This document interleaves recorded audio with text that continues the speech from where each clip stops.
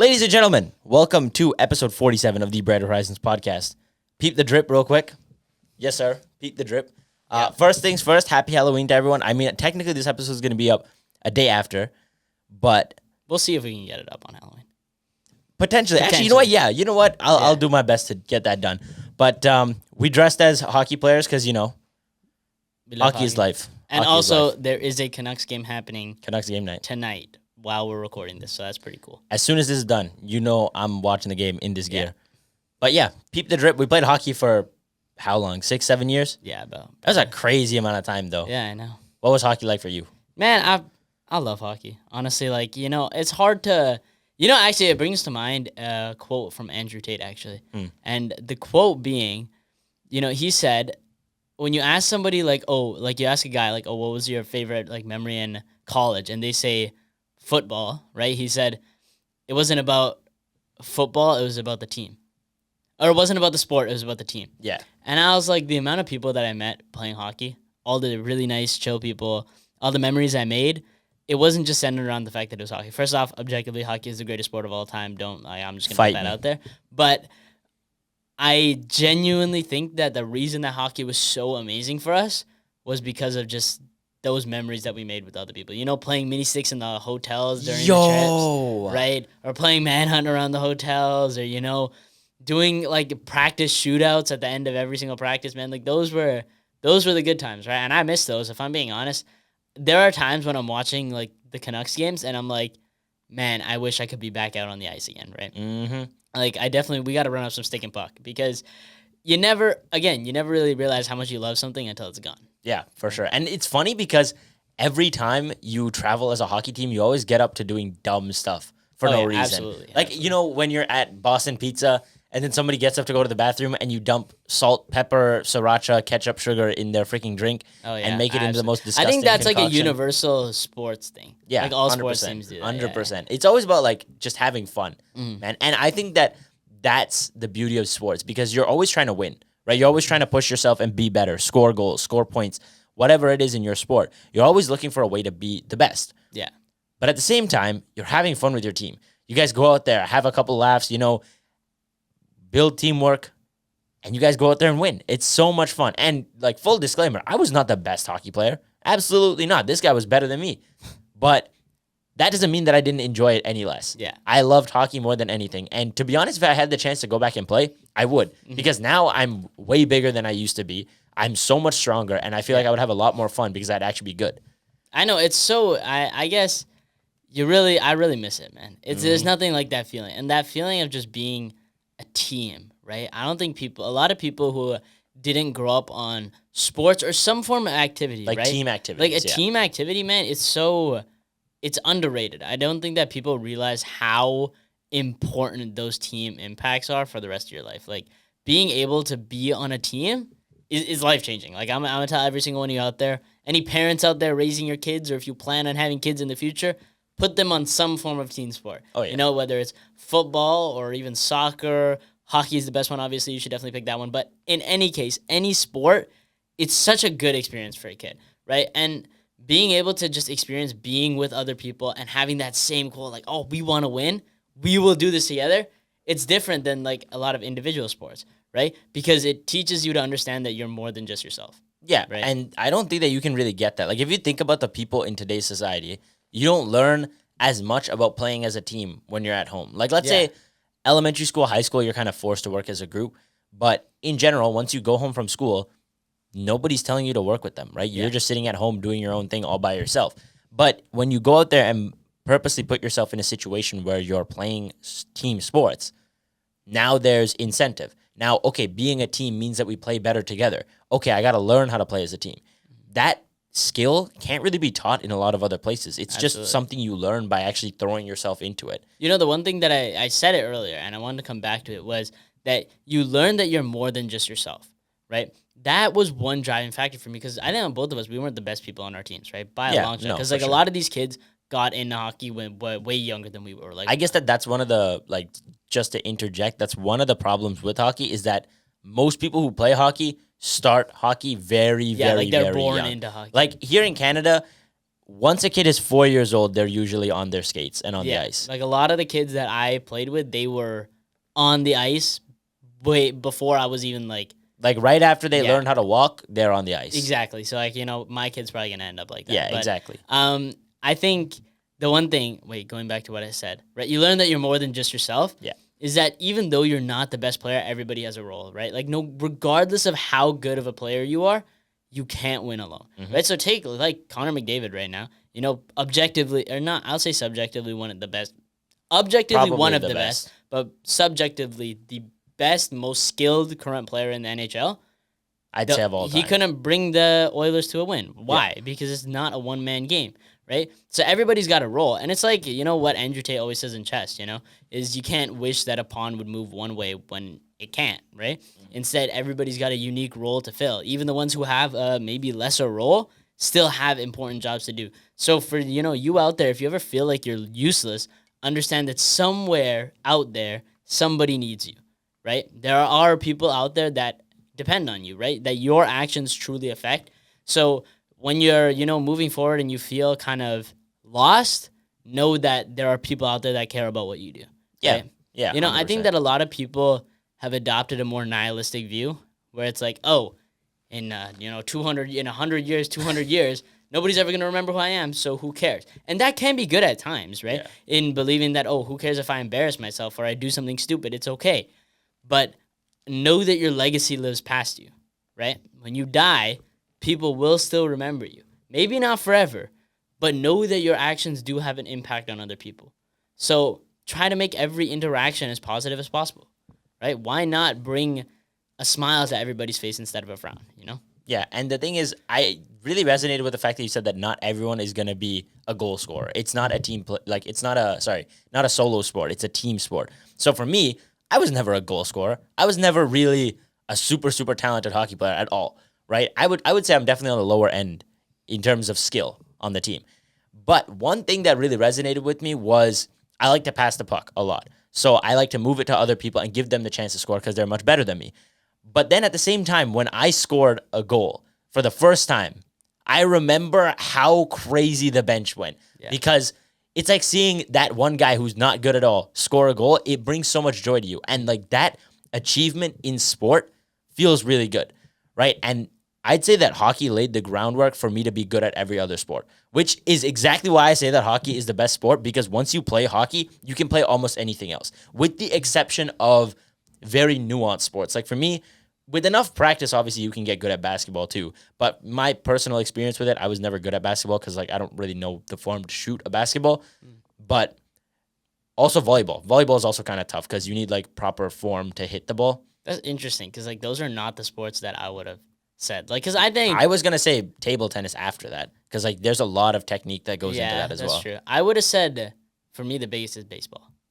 Yeah, And that mostly just hitting a baseball, also pitching a baseball. I know there's more nuances to it than just throwing it in a straight line. Yeah, true. Like, I'm willing to bet you I could throw the fastest shot ever, but every single MLB player would knock that out of the park, right? Mm-hmm. But, like, hitting a baseball is so hard. It's unbelievable. Like, when we were in Japan, we went to batting cages. This is my first time ever, like, trying to actually bat a baseball pitch.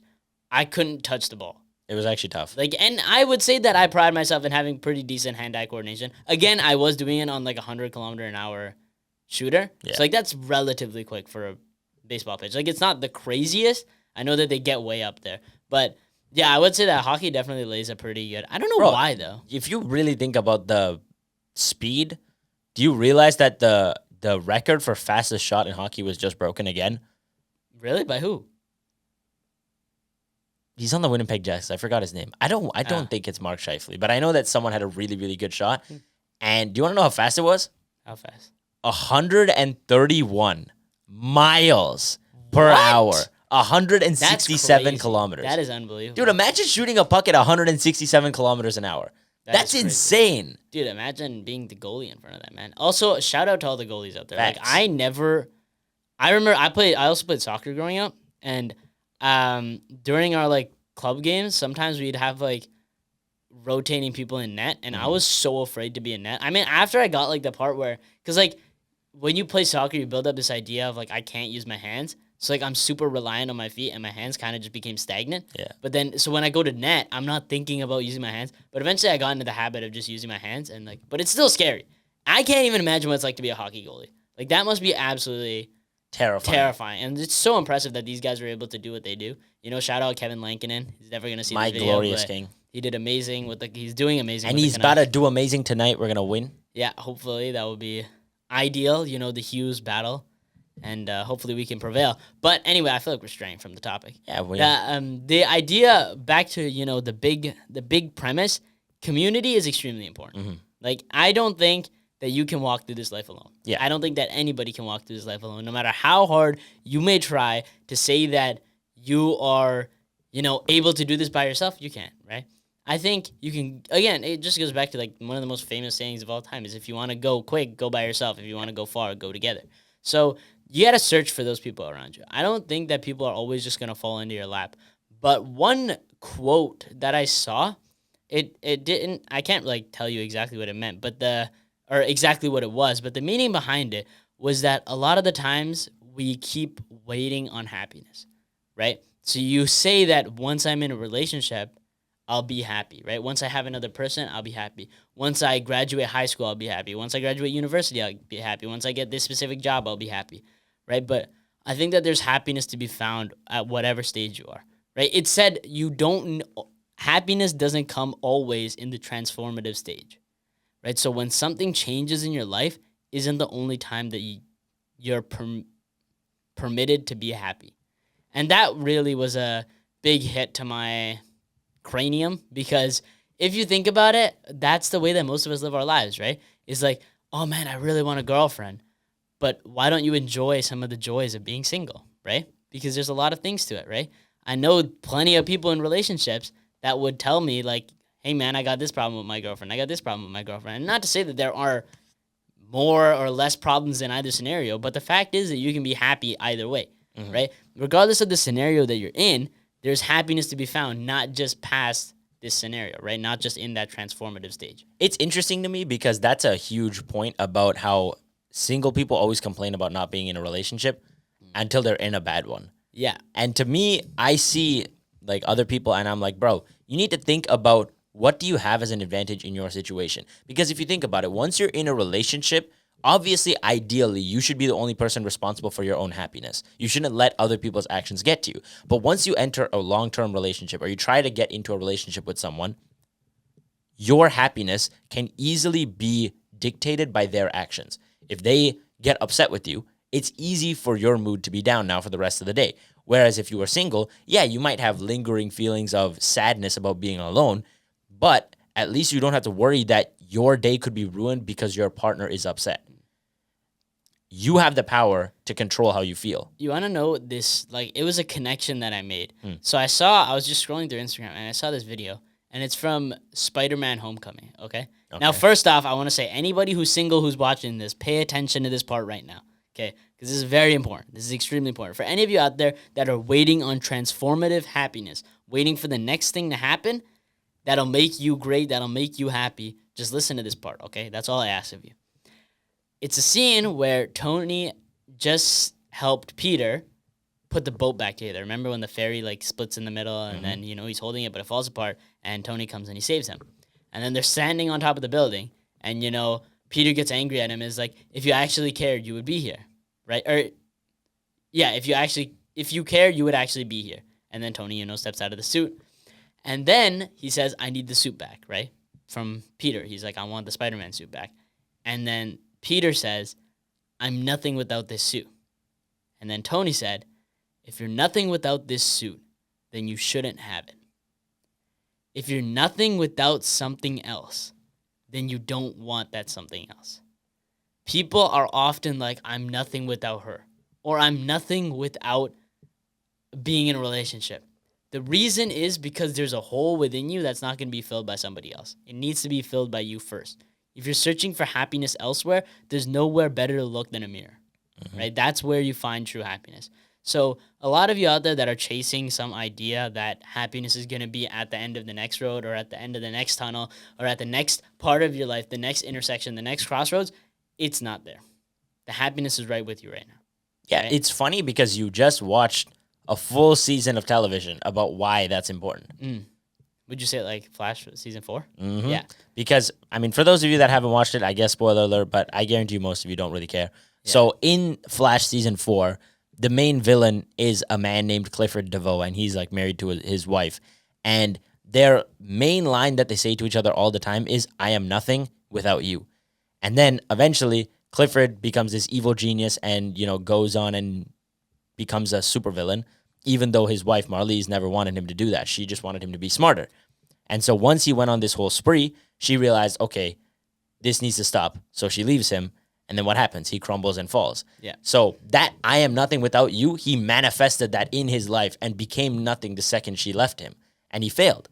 So to you out there, if you fall that easily without somebody else holding you up, you're not ready for a relationship. Absolutely. That's the truth, right? You need to be so strong-willed in yourself that no matter what happens in this relationship, you are unshakable. Now, that doesn't mean that you're not going to have ups and downs in a relationship. You are. That's just the nature of it, right? All human relationships have ups and downs. You and I fight. We fight with our parents. We fight with our loved ones. All the time, you're going to be in conflict. It's just dealing with it and making sure that you keep going. You can't get hung up on that. I see so many people, like the second they get out of a relationship, or if they're not in one for a prolonged time, they start losing their mind, saying, ha ha ha, I'm going to kill myself. Like, bro, it is not that deep. Chill out. You got time. There's a whole life ahead of you. Why are you rushing into this thing? Yeah. And that's my bigger thing. Why are you rushing into a scenario when you are not ready for it? Why are you rushing into a relationship that's going to crash and burn because you're not good enough yet? My point is, go out there and be the best version of you, right? You said that quote one time, that love is not about finding the right person. It's about being the right person. Yeah. So as you become that great man or woman, the right person will come along for you. You don't have to go out and find them. They will find their way into your life. It's such a weird way that life works, right? You go out there doing your own thing, and out of nowhere, this perfect person will just spawn out of thin air randomly. Some twist of fate will lead you to them. And then, because you are ready, you will be able to take that. You will be able to take that opportunity that you were given and take it very far. I'd say that people need to learn how to be more patient. It was actually Alex Hormozi talked about it on a podcast. I don't know which one, but he's like, if you were a creator and you had made a character, what would you put them through to make them strong, right? And he's like, you wouldn't give them an easy life, right? You wouldn't do everything the easy way because that wouldn't make them any better, right? Take video games, for example, right? If you play a video game, would you skip all the hard levels?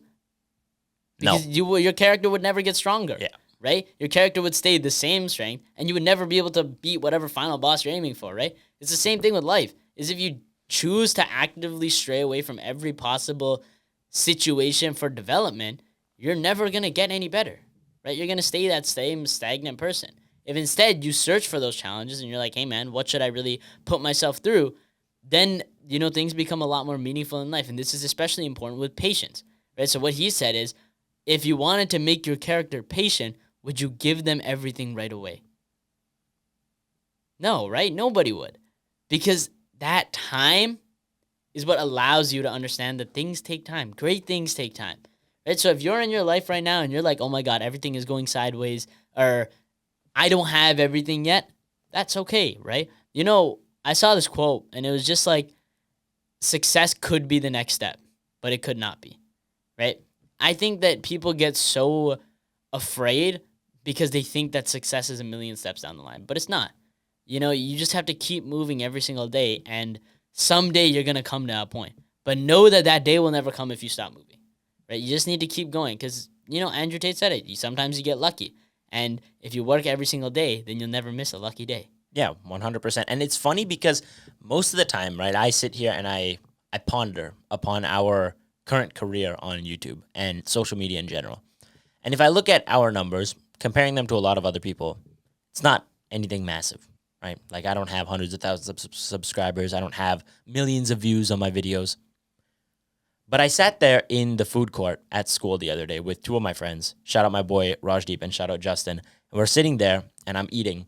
And then Rajdeep's like, yo, I'm going to go on the Bread Horizons account real quick and just motivate myself. I just chuckled a bit. And he goes on Instagram and he's like, dude, you guys have like 100 followers? I was like, yeah, pretty much. And he was like, wait, you have 280 subs on YouTube? I was like, yeah. He was like, dude, that's actually crazy. 280, that's actually quite a lot. Like, that's insane. And I was like, I guess that is kind of insane. Like, I'm always happy about our progress, but I look at that number so often. I look at that number every day. So it loses some of its value.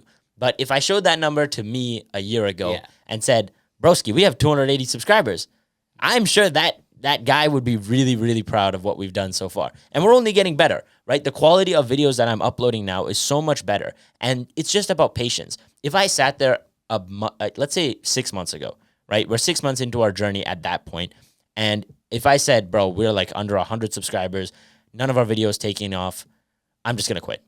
I'm impatient. I want to be successful now. We would have never reached where we are now. And we still have a long way to go too, right? But the point is that being patient and consistently working at it is how you get better and how you achieve success. And it's actually something that Alex Hormozi said, just like you were just talking about, and about his quote. But one other thing he said in a video that I watched about becoming successful is you need to be impatient with the input, but patient with the output. You need to work really, really hard. So put in everything you got, but also be content knowing that whatever comes out of it may take time, because that's the best combination. Now you're not only working as hard as possible, but you're also patient enough that you understand that things will take time to come to you. And so you just keep working and persevering, and eventually things get better. I think that idea that like it'll get better, man. That's been so reassuring for me. Like some nights when I just like I feel like all hope is lost. Like, oh my God, I'm behind on an assignment, or everything is going bad right now. I'm just like, it's okay. It's not the end of the world. And you know what? Something my econ professor actually told us before our midterm. He was like, listen, guys, when I say this, don't like take it directly to heart, but understand where I'm coming from. He said, this test doesn't matter. He was like, this test is one test out of a lot. I don't remember exactly what he said, but out of a lot that you'll take in university, right? And he said, this one test isn't going to dictate how your life goes for the rest of, your time here on earth. It's not going to dictate what job you get. It's not going to dictate, how everything in your life is going to pan out. He said it's relatively insignificant. He said that doesn't mean don't study for it. It doesn't mean don't work hard for it. But he said don't feel like the world is ending because it doesn't go well, right? And same thing with my philosophy classes. Our teacher told us, we had our lecture following our midterm, and he was like, a lot of you guys came up here saying, oh, I think I did bad on that midterm. And he was like, it's really just one midterm, right? A lot of these things in life, we put so much weight on them because at the moment they feel like they're such important things. But in the grand scheme of things, is it really that huge, right? I think that these little things do compound, but it's okay to slip every once in a while, right? You're human. You're fallible. You're not a robot. You're not going to live your life getting perfect 100% for the rest of your life, right? You burn out too.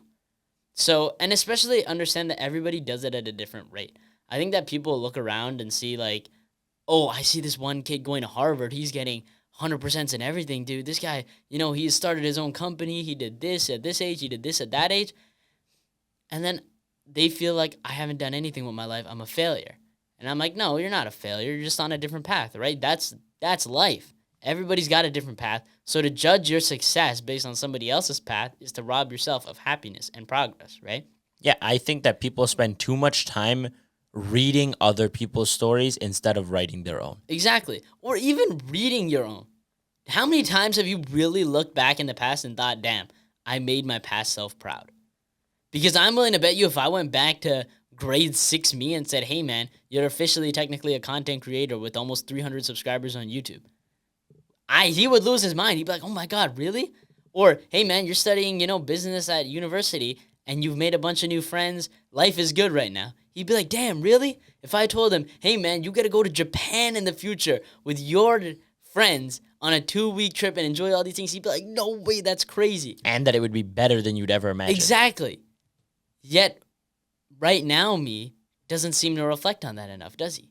Right? I saw this video, and it was, the end of The Amazing Spider-Man 2, where, the rhino comes in, and then the kid walks? Oh, yeah. in front, right? And then Spider-Man shows up. So it was like that clip of the kid, and then it pans to Spider-Man. But on the kid, it just wrote your younger self, and then you now, and then the caption was like how your younger self will be so proud of who you are today, right? So really, and honestly, I think most of the people around you would be. Yeah. A lot of us don't take into account how proud the people around us usually are. It's just sometimes it's hard to say it. I think it's really hard to say, hey man, I'm proud of you.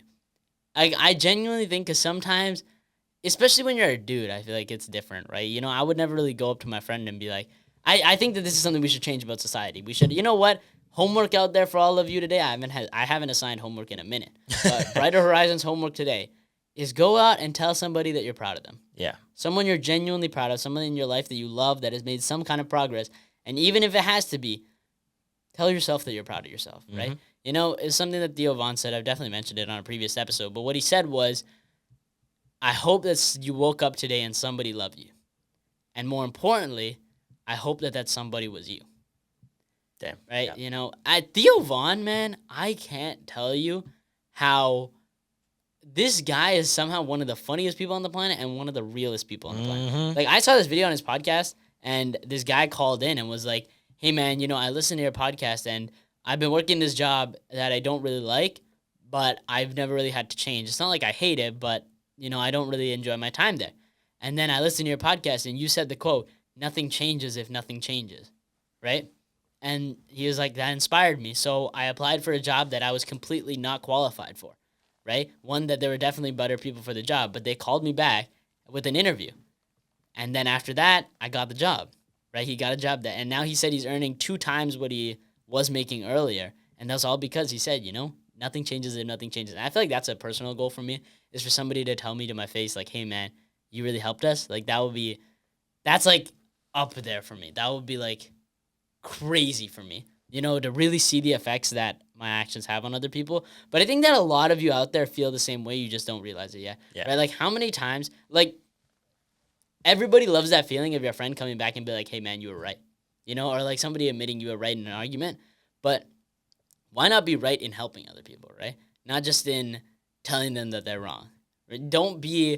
Try not to get other people to admit that they're wrong so much as you were correct. And, you know, try to just lift people up. I think that a lot of us have more wisdom within us than we think. Like, because the thing is, if I've given advice to people, like, in real life, and a lot of the times they can snap back with some pretty good stuff, too. Right? It's just that you have the advice for yourself, you're just not willing to take the time to listen to it, you know? Yeah, and it's funny because right as you were talking about not putting someone down for the sake of being right, I thought about the book How to Win Friends and Influence People, because in that book, one of the most critical points is saying that you don't need to prove yourself right. You're the best way to bring about change in another person is to have them come up with the solution, but you just guide them towards it, because somebody is much more likely to believe something if they themselves came to that conclusion. Yeah, I can sit here and tell you the sky is red, the sky is red, the sky is red, and you won't believe me until you look up there and you think, the sky is kind of red today.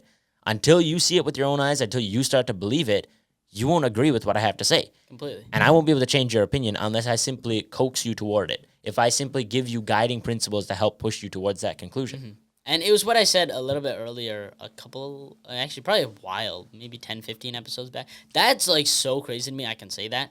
Like, 10 episodes ago it's was, wild. like, not that long ago, which sounds crazy to me. For me, the craziest thing was thinking that Eric has been on the podcast twice, and the gap between those episodes is 24 episodes. That is unbelievable. That's insane. 24 episodes of a gap there. Coming up on that big 50.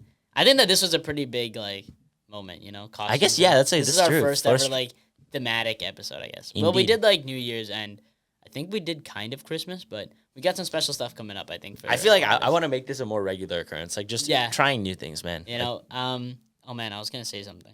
What were you talking about? I have no idea. I lost my train of thought. But you know what?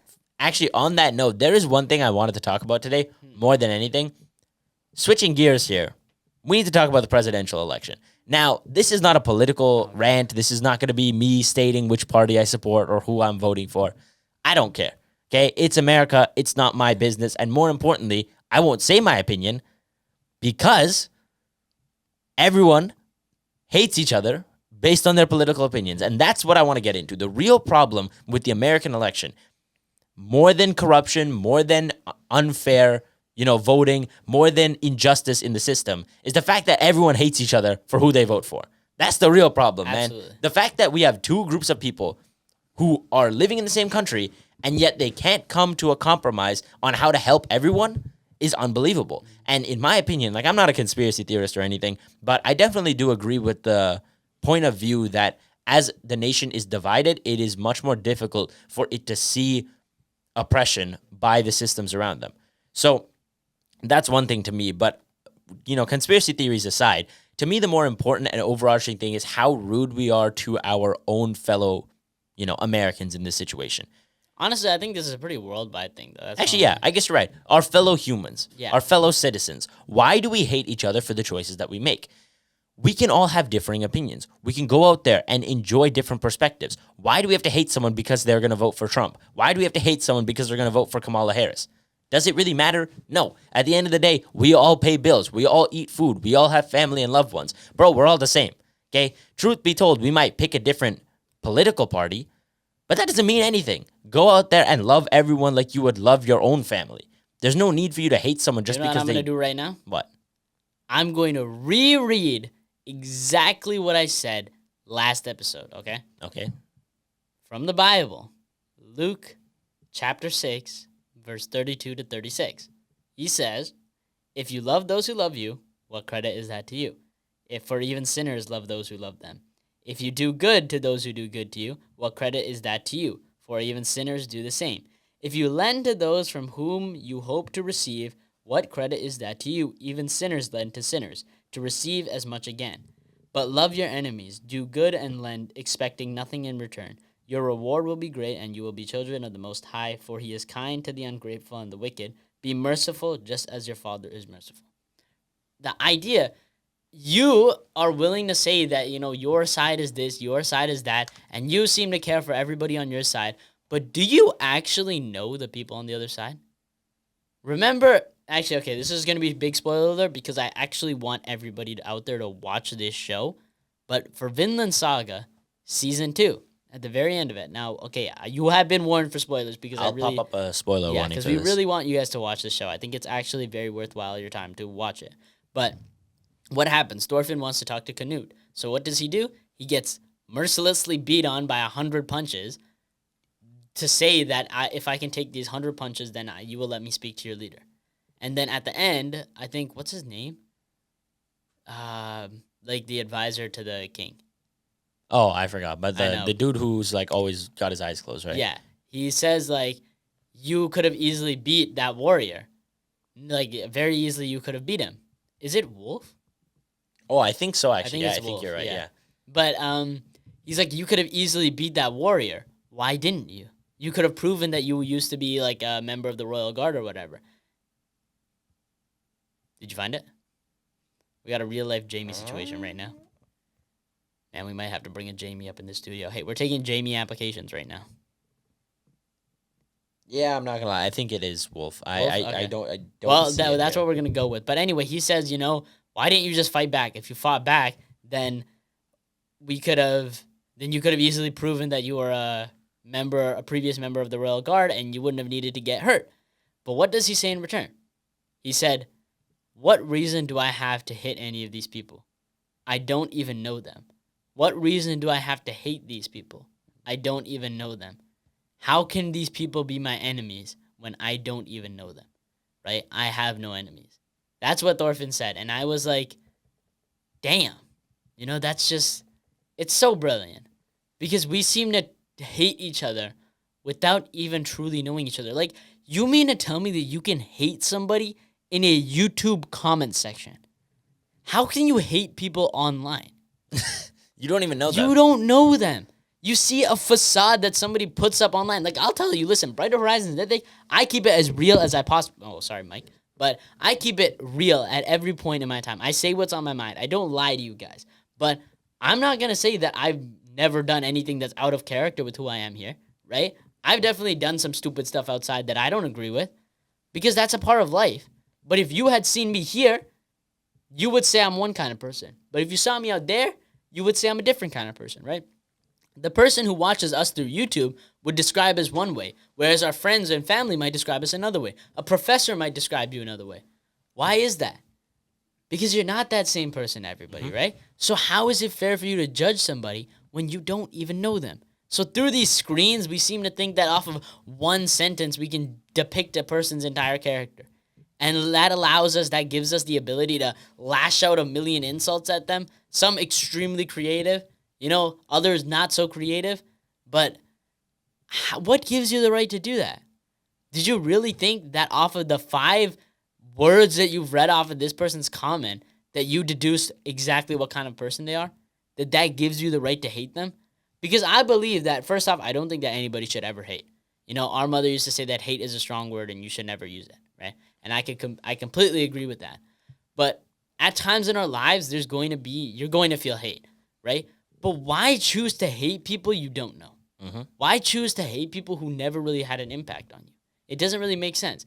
I saw this quote, and it talked about how young men die, or young men who don't know each other kill each other because of old men who do know each other, right? So a lot of these people follow these ideas of hate because we're being pushed to do so, right? Again, I asked you the question, who told you had to hate the other side, right? Nobody really told you that. You chose to. Why?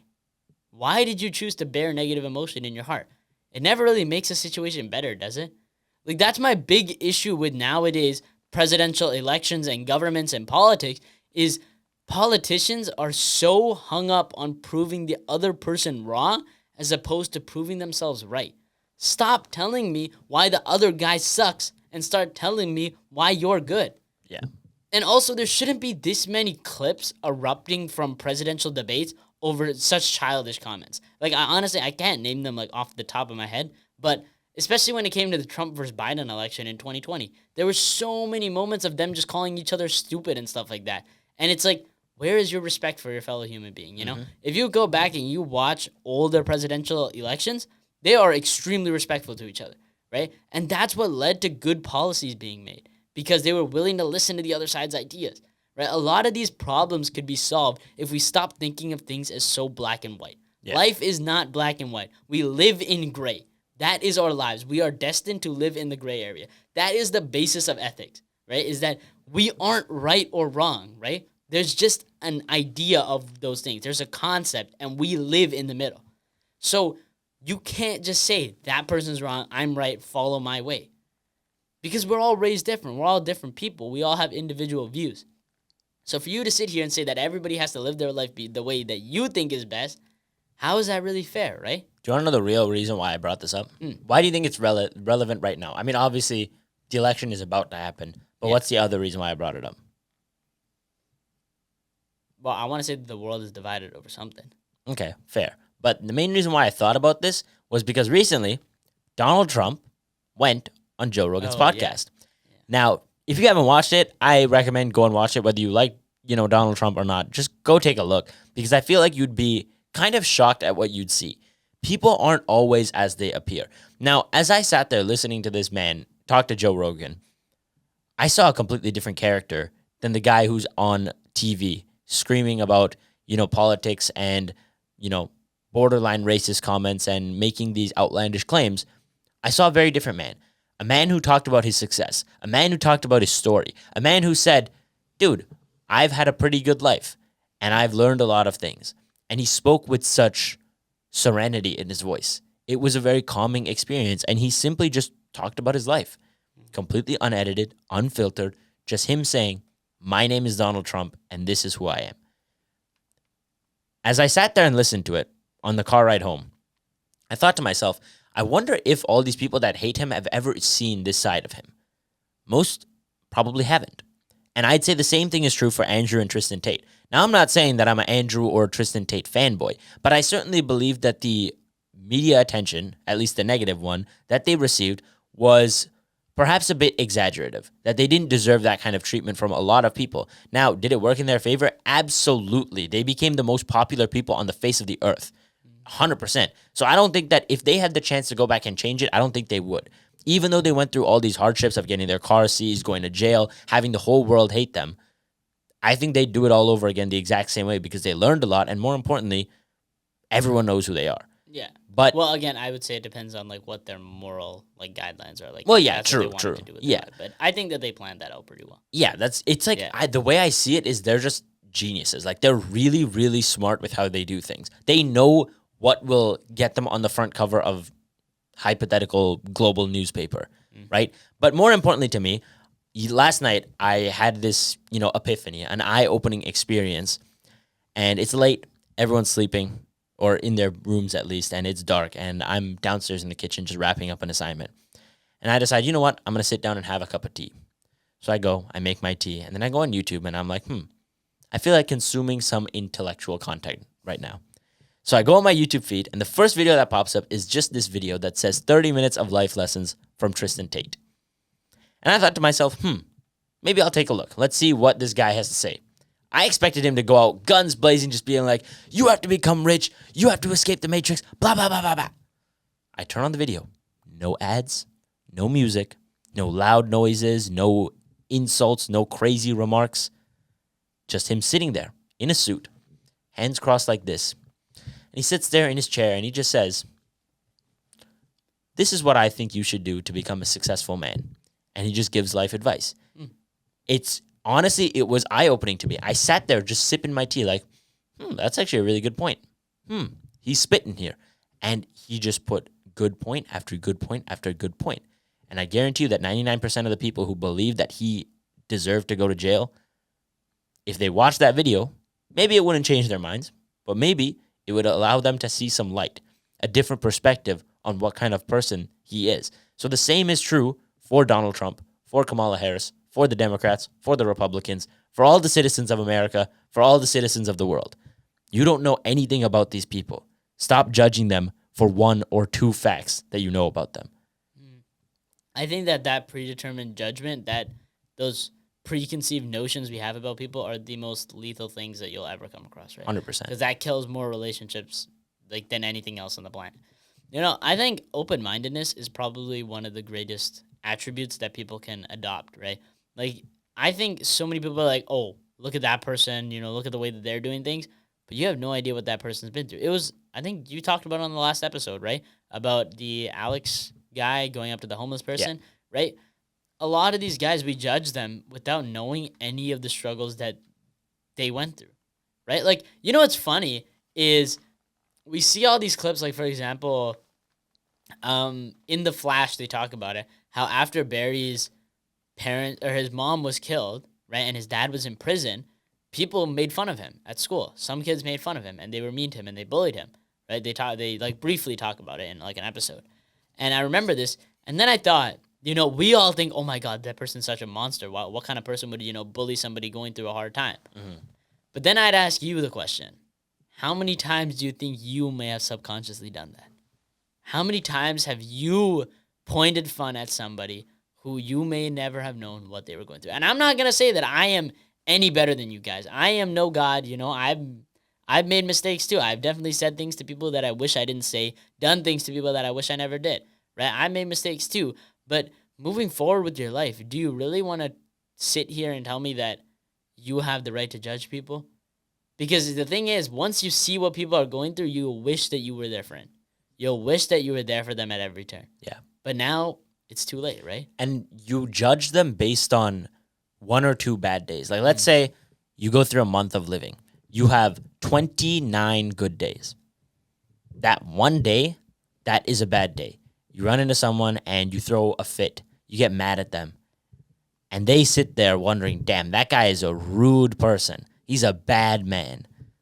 When in reality, he was a good man 29 out of the 30 days. But you didn't realize that his father passed away today. And that's why he's upset. That's why he's going through something.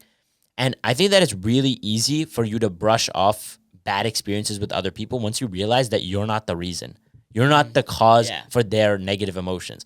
Then when somebody says something rude to you, you just simply say, I don't know what that guy's going through, but it has nothing to do with me, so I'm going to keep moving. And if it does have something to do with you, do something about it. If someone's mad at you for something you did, maybe it's time that you apologize. Maybe it's time for you to make up for what you did. but never be too proud to admit that. That's a critical point because a lot of people nowadays would rather be right than be in a happy relationship with someone. They'd rather be the guy who wins 99% of the arguments, even if that means that they end up arguing with the wall because there's no one to argue with anymore. What is the point, man? What is the point of sitting here winning all your arguments when it just drives that person away from you? Because in the long run, are you really winning? Right? You define winning as the admittance of them admitting that you're right. Yeah. Is that really winning, man?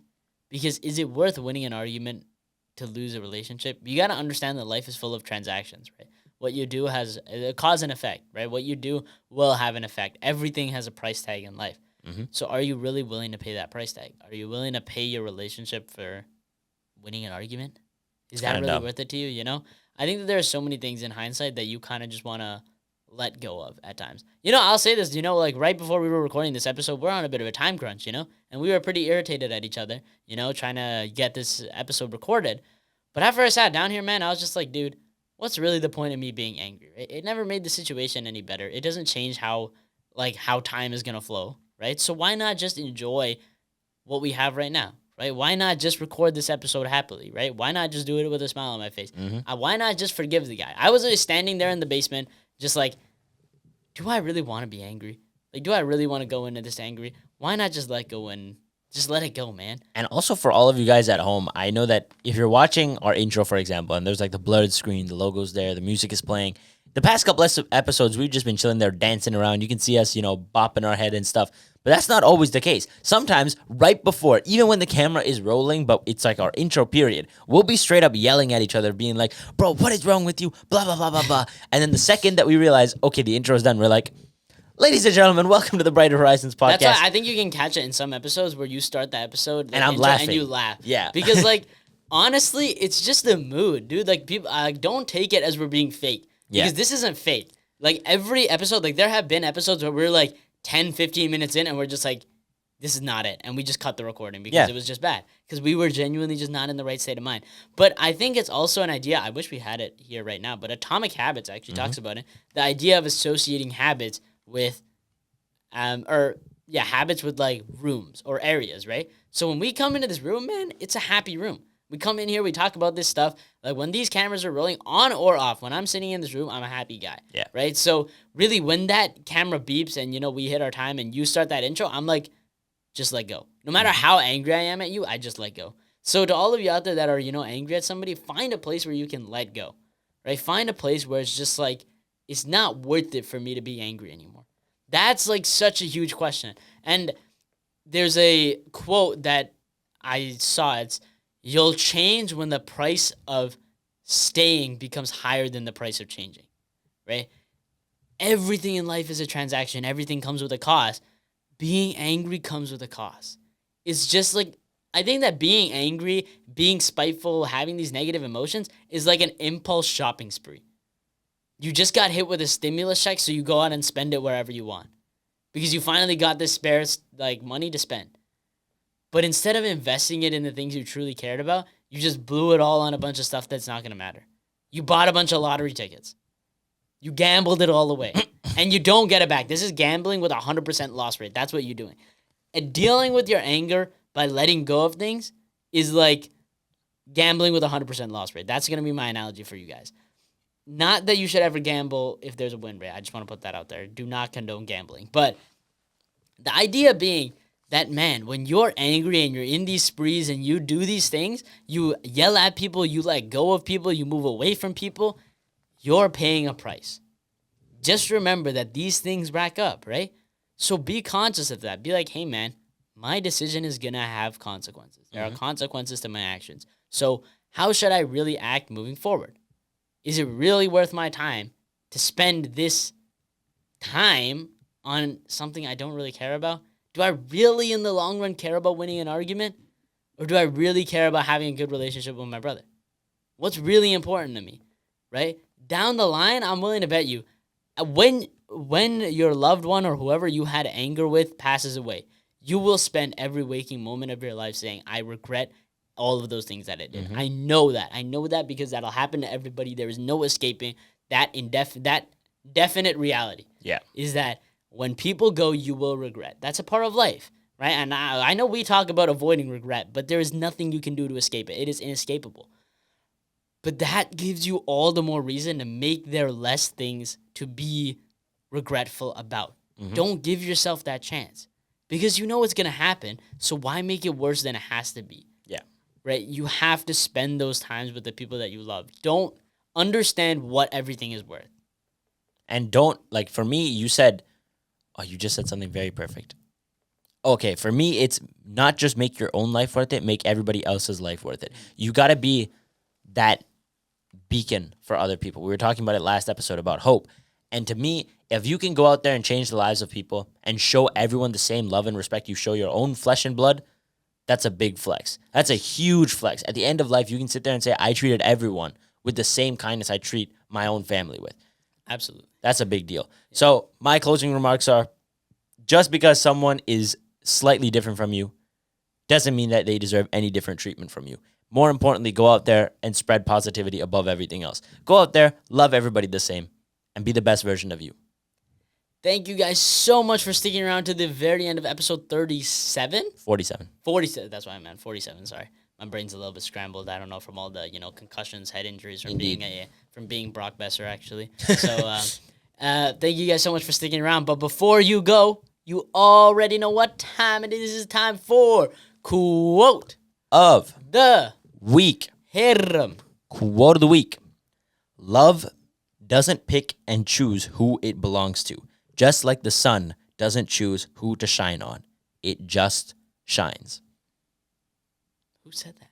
That is a quote from a YouTuber named I'm Beggar. Oh. And he's the guy who makes like those super really cool animated videos. And I just saw that in one of his videos and felt really inspired. So that's the point. Just go out there. Love everybody. Treat them with kindness. Once again, thank you guys so much for sticking around to the very end of episode 47. We appreciate all your guys' support. Make sure that you go out there and you have a very happy, spooky, and safe Halloween. Trick-or-treating or not, be responsible. Practice good, etiquette with your life. Be careful out there. I think Halloween can get dangerous at times. But be safe, make wise decisions, enjoy your life. Make sure to treat everybody with positivity and love. Love your enemies as your neighbors. And make sure you live a positive life, y'all. Peace out.